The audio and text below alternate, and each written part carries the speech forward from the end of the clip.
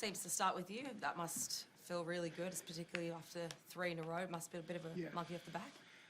Not so much monkey off the back, but I was just really proud of the group. I thought, played really strongly first half, like really strongly, and then, momentum was going to turn at some stage, and it did, and we were able to sort of navigate that and then get back on track. So I thought, Chaz and Turbo, Jazz Tavunga, Jake Simpkin, very influential tonight, along with some others like Amole. So I was really proud of the group. Was that what was most pleasing, was when you did weather that storm and they came out sort of in that second, they looked to be getting back, getting some momentum? Was that what was impressive? Definitely, yeah, because I think that's something, we're playing against obviously a team that's won the last 4 premierships and playing away from home. We sort of had to navigate that little period there. And as I said, our leaders were great tonight, and they were able to do that. And I was really proud of the group. Olakau'atu's try taking out Dylan Edwards' hands, that was really awesome to watch. Yeah, I got a bit excited. I don't normally get too excited in the box, but I got excited there tonight on that try. But it was pretty special.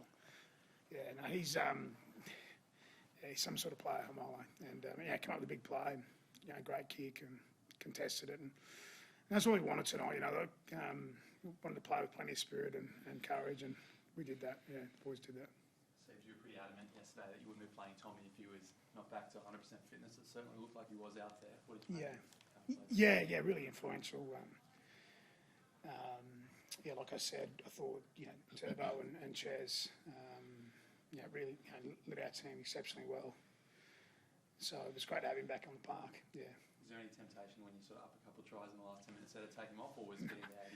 No, not against Penrith. They were still coming at the end, so... they're a very special team, and we were up by a couple of tries there towards the end, but there was no temptation because they kept coming, and we needed to be really strong with our finish. I remember a couple of years ago, you said you couldn't beat Penrith playing like Penrith. I think it was after the game that you did that kicking duel with Ruben. Yeah, it didn't go well there. That's great. It didn't, but it's one of the best, that one. But tonight it felt like you almost did kind of, particularly in that first half, out Penrith a little bit. It was a really sort of clean game, lots of handling stuff. Yeah, it was a really clean game, and the guys executed really, high level. I think it was over 90% completion rate. And you're probably right, we put a bit of pressure on. The boys' kicking game was good. Our kick sprint was really good. But I also thought that we used our weapons, and that's probably what I was talking about a couple of years ago.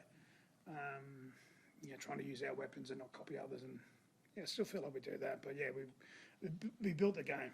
We built the game, and that's what was pleasing.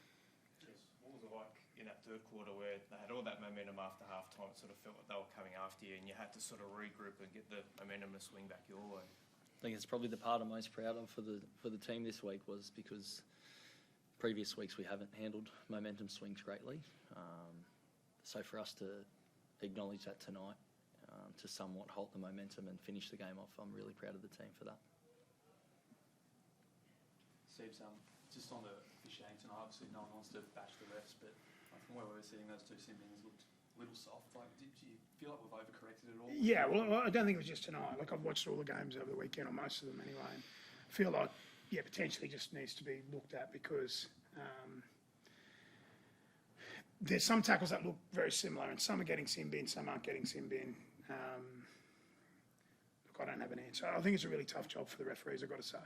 They're only trying to officiate to the directives they're given from above. And it's really difficult for them, but I think there does need to be some sort of correction or looking at I don't have the answer, I've got to say.